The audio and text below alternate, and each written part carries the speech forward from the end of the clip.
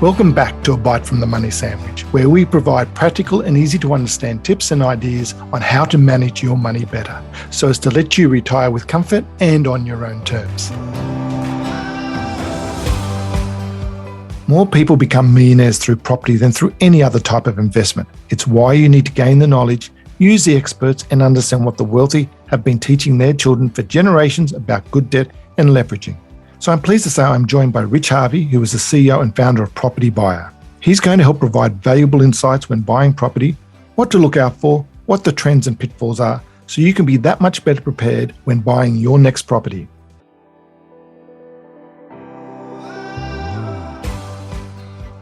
Well, welcome, Rich, to the show.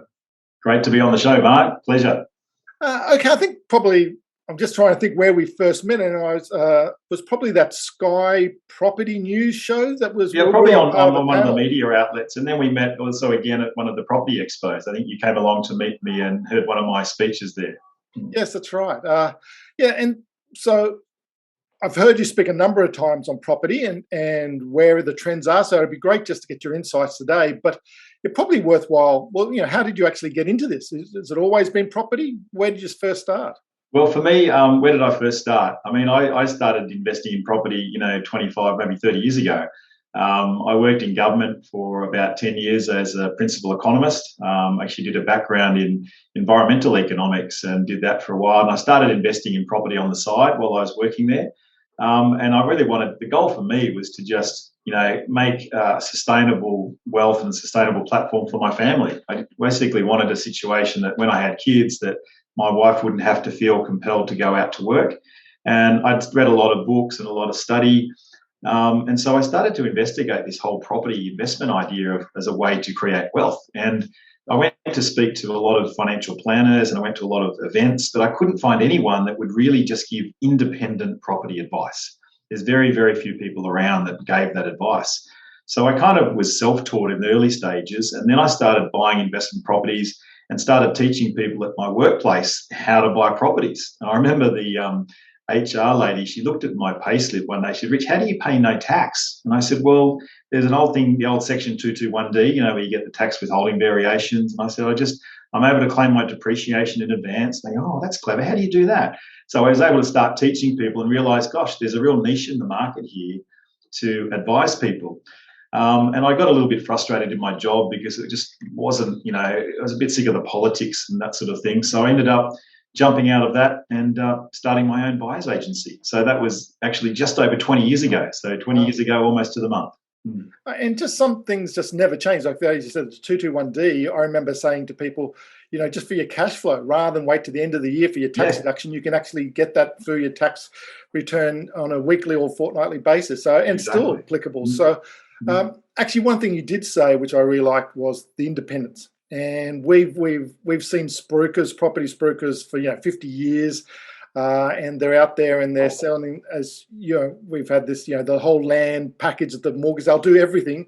But unfortunately, there's been so many people burnt, and just to have someone, as you said, independent, is so important. That's right. Well, for me, it was like, unfortunately, a lot of groups are getting, very large backhanders, $20, $30, $40, even $50,000 paid. And you won't know about that as an unsuspecting consumer unless you ask or unless you do some investigation. So I think it's pretty unfair that people don't know what the incentives are for people to sell you a property.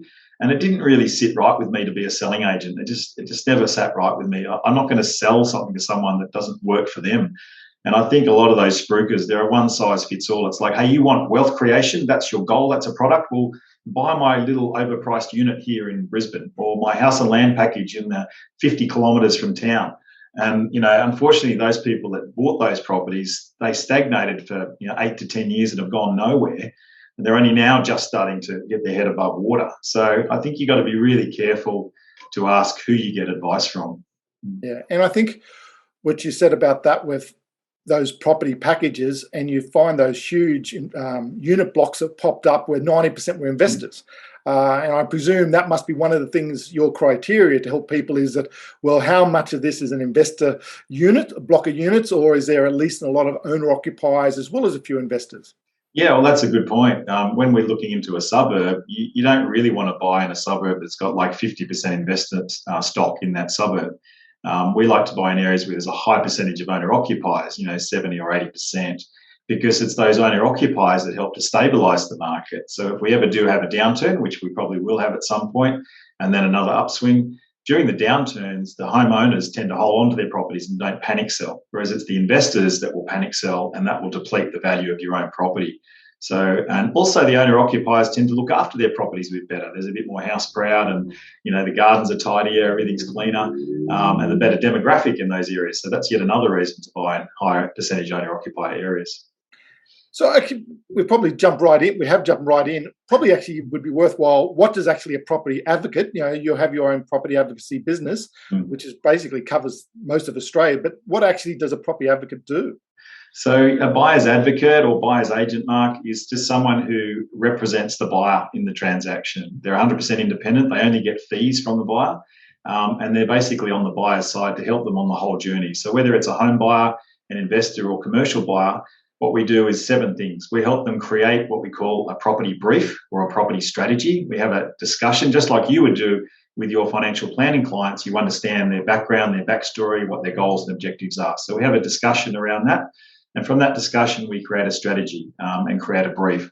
Then we give the clients some information on the target suburbs that we're looking at. So they've got a real idea of what their money can afford to buy in that particular area. And then we start searching for individual properties within that locality. And we'll start to shortlist. So my team will go out, inspect the property, provide a shortlist to the client. If they're a local client, we'll take them and do the inspection with them. If they're interstate, we'll do photos and videos or walkthroughs through WhatsApp and show them information about the property. Then we crunch some numbers and do some due diligence. So we identify if it's an investor, we'll tell them the rent, and work out what the cash flow will be. If they're an owner-occupier, we'll look at all the features and make sure it matches up to their brief. Then we also just check if there's any surrounding issues, like if it's overshadowed by DAs or overshadowed by some other problem, just make sure it's a safe investment. Then we appraise the value of the property. And this is where we really come into our own, be giving that really true advice on what is the property actually worth in today's market. Because the market's constantly changing, Mark. I mean, last year, price guides were a bit of a joke in 2021. Prices were going 10 to 15, 20% above guide. But as the market cools, the price guides are going to be a bit more accurate. And if we have a downturn, we'll be able to get discounts again. So you've got to know how to pitch the property to get it. So we're very skilled at appraising and then negotiating. And having a buyer's advocate, buyer's agent, on your side just removes all of that emotion out of that negotiating process. And then the last 2 steps is just confirming the contractual arrangements. We liaise with the solicitor to negotiate any special conditions on the contract. And then we either attend auction or do a private treaty negotiation for the client, get the property exchanged or executed to become unconditional. And then the last step, if they're an investor, we help them find a local property manager. So in a nutshell, it's a full end-to-end process from buying, working out a brief to actually securing a property and doing handover at the end. And importantly, as you said right at the front, you just charge a fee for your service for that. Absolutely. Yeah, we work on a fixed fee basis, so there's no surprises. So the fees anywhere between 1.5% to 2% and an engagement fee of $3,000 to $5,000 depending on the budget. But it's an investment in a lot of things, Mark. It's an investment in knowledge. It's an investment in time saving. It's an investment in getting the right quality of product, the right quality of property, I should say, that's going to look after yourself for the long term. Because it's a real false economy to try and penny pinch on getting advice. I've found, myself, I pay my advisors really well because I value what I don't know. So it's really important to get that person on your side. Yeah, and I think from one of those points you made there, the fee, yes, while there is a fee, a lot of it is when you negotiate the fee for the price of the house or unit or townhouse, for example, you can either get that back or at the other end, make sure they don't pay too much. Exactly. Well, obviously, during a boom market, you're not going to get discounts. We had clients saying, oh, look, I want to get it for 10% on the market. And we were just really honest and say, well, that's not going to happen, right? But if you buy a quality property in a rising market, property prices are rising 2.5%, 3.5%, 4% a month. So if we're charging 1.5%, 2%, you've more than made up your money in a month, So, but over the course of a year, the average long-term price of property, capital growth, is around 7% in the capital cities of Sydney, Melbourne, Brisbane. So for me, it's just about, holding on. Property is not a short-term play. Generally, it's a longer-term play. There's a lot of fees. Obviously, stamp duty is a big one, and agents' fees another one. So it's really important that investors and home buyers take a longer-term view on property acquisition. Yeah. And, as I said, you're seeing people, especially in the last year or so, paying too much for property because, that FOMO, fear of missing out, and wanting to actually get in. There must be other classic mistakes you see people make that, trying to do it on their own. What were some other possible examples you could give? Yeah, great question. The classic mistakes, there's plenty of them. The one I call is the frustrated purchase. This is more for the home buyer, where they've been out every weekend for 6 months. They've dragged the kids around with them. They're screaming in the back. They're throwing tantrums, and they're just over it. And the wife looks at the husband and said, "Come on, darling, we just have to buy the next property we see." And they make an offer, they buy it, and then they realise they've made a big mistake because it's a substandard property. They're just trying to put an end to their pain of searching. And then they've got to move out in 12 months when they have another kid, right? So don't become a frustrated buyer. Another one for investors is they don't crunch the numbers properly. They don't do any assessment of the capital growth drivers or the rent drivers for a local area. And they just get sold on some pretty weak advice as to why it's a good area. So it's really important to understand the numbers when you're buying investment properties. Another one for investors is thinking they're just going to make money overnight. Buying properties, as I say, a long-term process. And some investors get really impatient about buying properties and seeing a result. And they ring me up a year later and say, "Hey, Rich, it hasn't grown in value." And I'm saying, you've got to hold on for a 7 to 10 year period. It's really important to be patient because sometimes, like we've seen the last 2 years, we get a huge spurt of growth. And then we have years where it's going to flatline or slightly decline. So it's really important to have that longer term perspective and hold that property and make sure you've got your mindset on a longer term view. And another one for home buyers as well is they freak out about a negative pest and building report. You've got to get a pest and building inspection done by an independent builder, but they'll read the report, and those reports are written in a very negative way because they highlight every little thing that's wrong with the property, right? But you shouldn't ditch the property if it's got a cracked tile or one little bowed floorboard. Little things like that can be repaired. What I'm looking for myself, if it's a no deal, is major structural damage or major termite infestation. So just be aware of how much the repair would cost rather than throw the baby out with the bathwater. Yeah, no, that's good points. And one of the things I really like when you're saying about the long-term view, you are seeing people who, they're if they buy that property and they're renting it out as investment, they're looking at sales every 3-6 months to see, well, how's my property going? It's just going to give you an ulcer. Exactly. Yeah. Exactly. So we're hearing a lot, especially with what's going on in seeing 20-30% increases in some of the major cities, and looking at the trends. You're getting a lot of experts sort of saying, "Oh, okay, this is going to go on forever," and then the next day you're going to hear an expert saying, "Oh no, you're going to expect a crash. We're going to have negative. Your property is going to drop in the next." Where do you see the market is at the moment? Great question. Well, the simple answer is there's no one answer. I can't give you a cliche to say the market's hot, cold, warm, right? Last year, I can tell you it was hot. We know it was hot because property prices rose around 30% in Sydney, around 15% in Melbourne and 25% in Brisbane. But where the market is right at this moment in early 2022, we're seeing that the Sydney market is holding fairly steady. We're still seeing high demand for high quality properties, but we are seeing a little bit of a tapering off. So the rate of growth, the peak of the market, like when it was growing at a really strong rate, and we're seeing 3 to 4% a month rises, that's gone. We're not seeing that. The latest figures from CoreLogic actually show that it's fairly stable now. We're getting a lot more listings coming on the market. Right. There's less bidders at auction, but properties are still trading very well. So we haven't seen any major price declines yet. And that won't come until we get about 3, maybe 4 interest rate rises later in the year or early next year. Melbourne, different story. Melbourne's still very strong. We're still seeing very strong positive growth, shortage of listings there, and strong attendance at auction. In Brisbane, it's actually a hot market still. Not white hot like it was last year, but still a hot market. Some of my team are telling me there's 50 groups lined up outside a house, right? So very, very strong demand. And with the floods in there recently, it's just going to get worse because there's going to be even higher demand for property with all the damage that's been done up there. So that Brisbane market, a lot of interstate migration, we're going to see strong demand. So I think overall the market at the moment is coming off its peak, it's tapering, but every city has a different level. Okay, there's 2 points you've made there that I wouldn't mind going a bit further into. One was the interest rates, and the second is population migration. So just on the interest rates, you're even saying maybe 3 or 4 interest rates possibly this year. I know, they've all been revised, and there's definitely in the second half of the year going to be interest rate rises.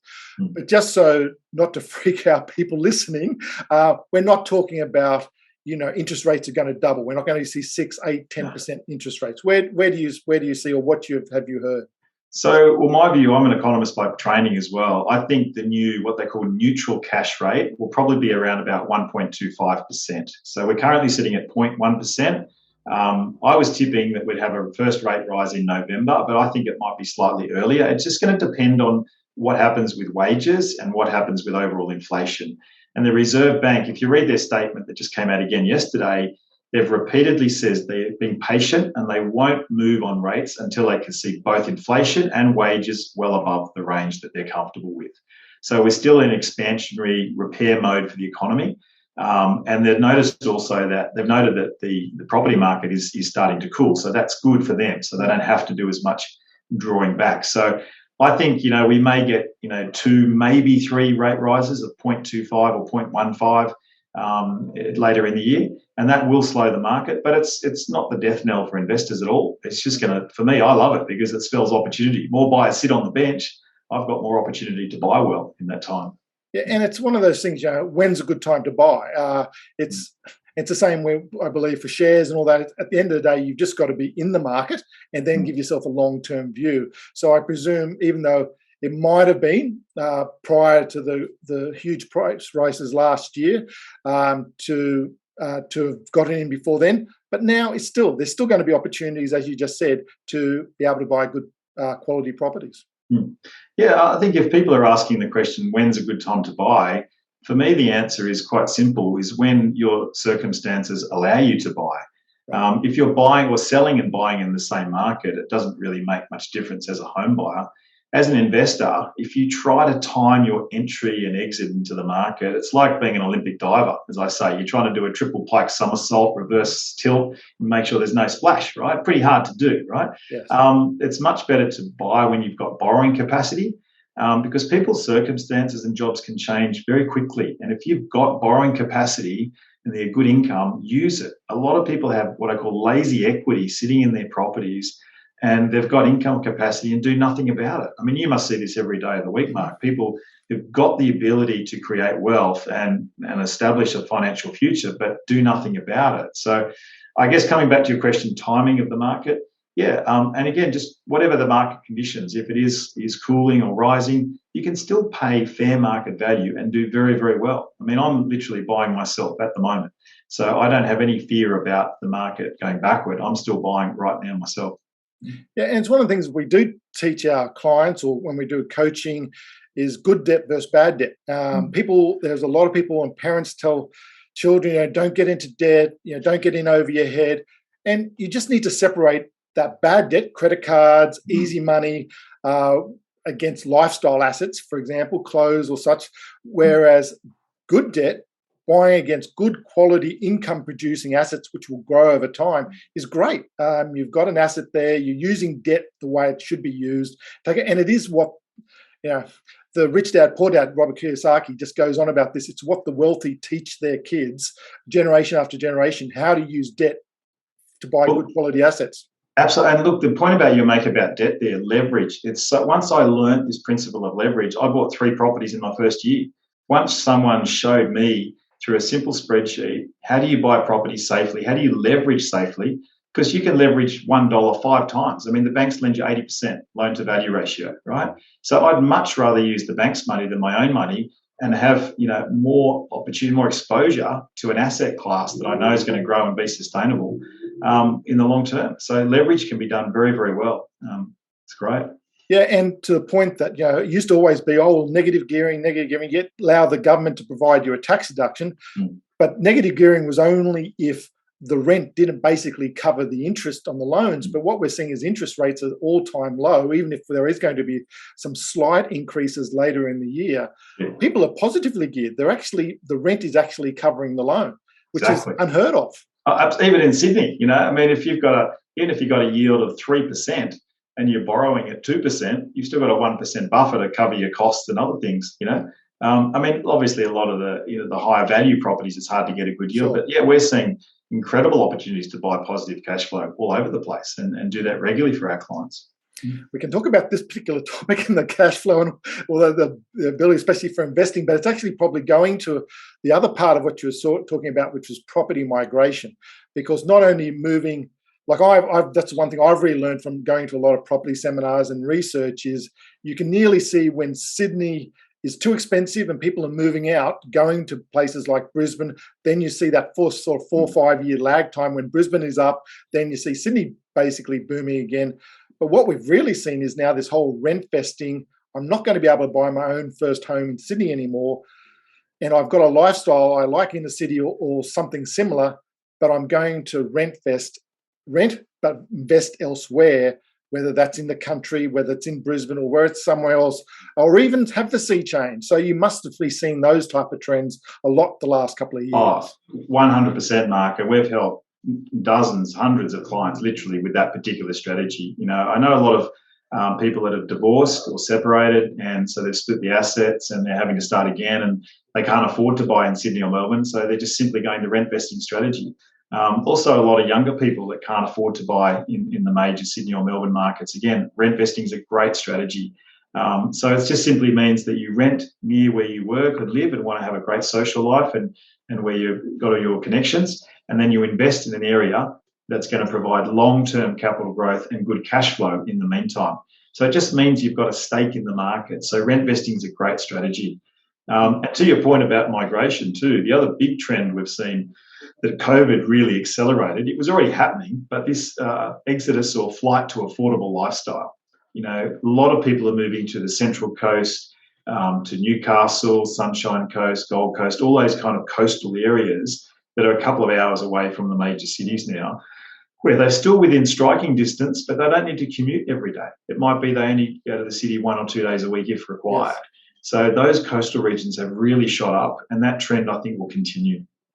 Okay. And I totally agree. We've seen that. Even the company I'm with, their staff are only coming back, 1 or 2 days a week. And even though they can come back into the city, if they don't need to, why should they? So, yeah, it's going to be interesting to see how this goes the next couple of years, this working from home. Okay, so one of the things, and I actually also see from a lot of millennials and parents helping their millennial adult children, they want that lifestyle in a city, for example, but also seeing from a lot of millennials at Gen X, Gen Ys, is that traditionally, my generation or older had that one career. So they could be in the one spot for their whole lifetime and therefore have that settled roots, their home. Whereas some of children now, our adult children, are saying, well, no, maybe we have 3, 4 careers, may not be in Sydney, it may be in overseas. So why do we want to be tied down to a home? So this whole rent vesting is working out well. And I'm just fascinated to see how this trend continues. But it has led to a really good question in seeing how do parents help their adult children into the property market. We've seen people either through their super or they're downsizing, they've got spare cash, they don't want to wait till, they pop off this earth to be able to transfer that wealth. Can we help with our kids with a deposit? Because for a lot of adult children, you must see that they actually can afford the loan. It's getting that 10 or 20% deposit, 50, 100, 200,000 is so hard to do. So how can parents do it? And I must admit, I will go on to about bank guarantors, because for your own home, that's very different rules to if you're bank guarantoring a business, for example. So what's your view on that for parents? Yeah, great question. So we are also seeing a lot of parents in their 50s and 60s really wanting to help their kids crack into the property market. And like you say, it's taking 5 years or 6 years sometimes to save up that 100 grand or 150 or 200k deposit, whatever they need to get into the market. Equally, we've also seen the parents dish out cash or dish out an equity loan to help their kids get in. There was an article, some research, I think, last year that I read. It was that the average loan from the bank of mum and dad was around about 90,000. I don't know how accurate that was, but it was in the Fin Review. I remember reading it last year. But yeah, I'm in the same boat. I'm looking how I can help my kids get into the property market. And we have lots of discussions around property around the dinner table, as you can imagine, and encouraging them to, not save for a jet ski, but save for a deposit, right? Because it's very easy for them. If you give them cash, they could just spend it on something that's not there. So I think one incentive that I'm going to do with my kids is say, look, if you can save up 100 grand, I'll match that. So then you'll have 200. So I'm going to set a benchmark and say, look, I want you to save. I'm not just going to give you the money. I'm going to loan them the money, and I'll do it through a limited equity guarantee on our home. So that way, as a limited amount, I'm not exposing my whole home. And I think anyone should get financial advice, Mark, around this strategy. So they're not exposing, or guaranteeing a business. They're just guaranteeing a property, which is a much safer investment in my view. So I think it's a great strategy, and I think it's the only way that a lot of younger people will actually be able to afford to get into the market. Otherwise, if they've got to wait another 7 years, hey, the market might have increased another 30, 40, 50%, and that's just continually being too far away from them to be able to actually get into the market.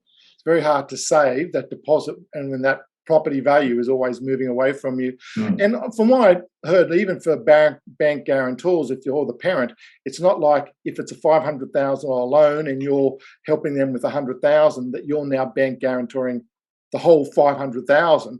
No. You're guarantoring what the percentage the bank asks you to for the extra.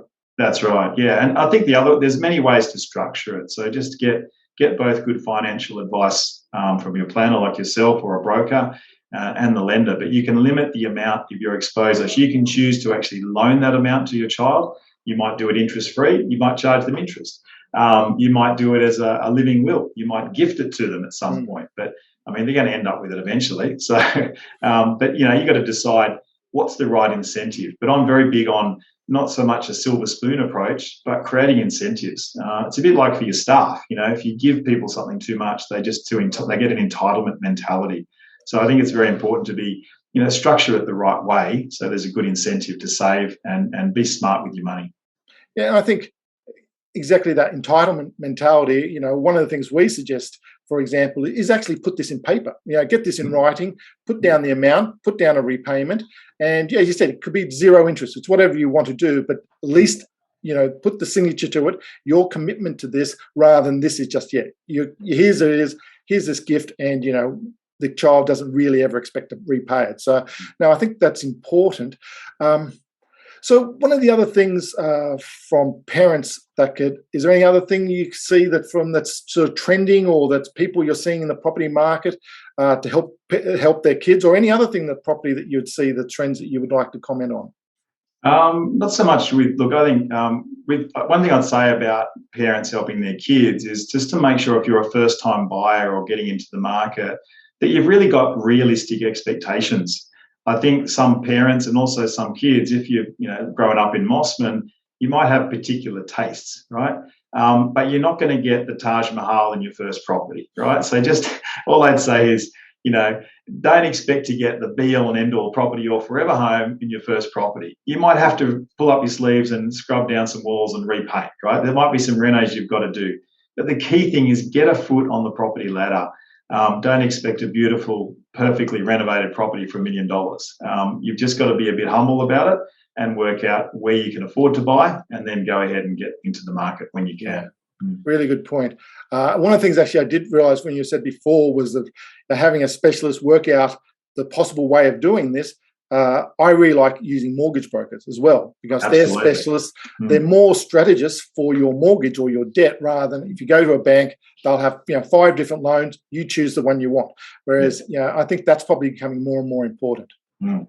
Yeah.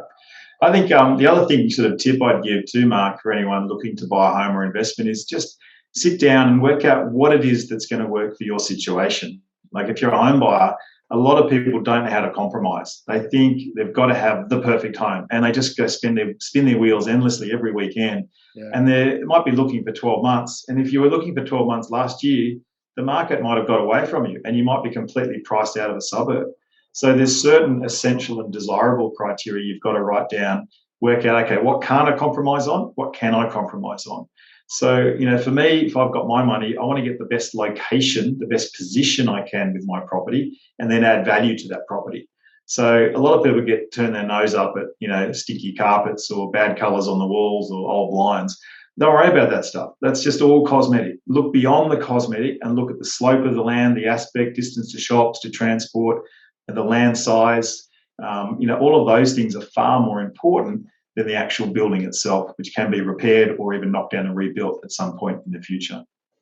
And that's always been the number one tip forever. I've ever read property is always location, location, location. So I think, if what you just said there emphasizes that. Well, Rich, I've kept you long enough, but one of the things I always like to ask our people coming onto this show is a final bite, best piece of advice they've ever heard, whether, it's from your parents, financial or just life advice. Is there something that that you've heard that you've stuck by? Yeah, great. I love this question. I was anticipating you asking this. And I was thinking back to when I was in my teenage years, and my dad always taught me to save. And I sort of learnt the idea or the art of delayed gratification. And, I would save up, like when I was a kid, I used to love technical Lego, and I'd do some gardening jobs and save up and then go and buy my little toy. And it was like a reward. So I think if you can save in buckets, so what I mean by that is have a holiday account, have a property investment deposit account, have maybe a future education fund for your kids. Like, save more than you spend. Don't spend more than you earn, and save in buckets, and actually set a goal each year to go, you know what? I'm going to cut down on my consumption of whatever, coffee, lollies, chocolate, going out, and just be smart with your money. And that's savings, and watching that grow, and then just executing on, you've got that money in your account, now let's go and spend it on what we agreed we're going to spend it on, and enjoy that holiday, enjoy buying that investment property. So for me, it was having, that savings approach and having a structured idea of, I've got money allocated to different buckets. That for me has worked really well. Yeah, excellent. And I think especially for a lot of young adults just starting out in the workforce, that works perfectly. And you got to reward yourself, I think. I think a lot of people think, it's all really, I'm going to this financial planner, he's going to tell me to save everything and not enjoy life. No, the whole idea, right, is that if you save well, you can enjoy a bit now and even more later. But if you try to buy everything now and live your life on bad credit, you're going to tie yourself up in knots. Yeah, and probably even worse, what we've found, especially because there is so much access to easy money now, is they don't actually have a control or understanding of where all their money goes. They live paycheck to paycheck, and they just wonder, where did all that money go? It's just too easy with a tap and go mentality. So it's very the last tip, if I can give one more, can I give a second one, Mark? So a second one is invest in yourself, right? Okay. Invest in your education and your future earning capacity.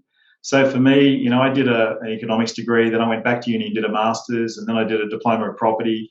I'm continually learning. I've done a multitude of courses. So, and the more education you get, the more employable and the more skillful you get. But I spent a huge amount of money on property investment courses, and that was fantastic for me because that really set me up for success in knowing what to look for and what mistakes to avoid. So investing in yourself through education is another great way to set yourself up financially. I think that's a nice way to finish it. Knowledge is power, as they say, self-education, really important. Rich, really appreciate your time today. That's been some gold nuggets there, and I'm sure the people listening will really appreciate it. So thank you. Thanks to be on the show, Mark. Really appreciate it. Okay, thanks, Rich. Thank you for listening to today's episode. If you'd like to know more about Rich or interested in their buyers advocacy services, visit propertybuyer.com.au. Also, feel free to either email me at admin@themoneysandwich.com or visit our website, themoneysandwich.com, if you have any questions or would like to learn more. Enjoyed this episode and want to hear more of A Bite from the Money Sandwich? Make sure you subscribe on your platform of choice so you can automatically receive each episode as soon as it's released. As with every podcast, this information is not advice, as not personalised to your own situation. And past performance is never guaranteed for the future. What we are trying to do here is to provide tips, coaching and education to help improve your money knowledge, which we believe can only be a good thing. See you next time when we take another bite from the Money Sandwich.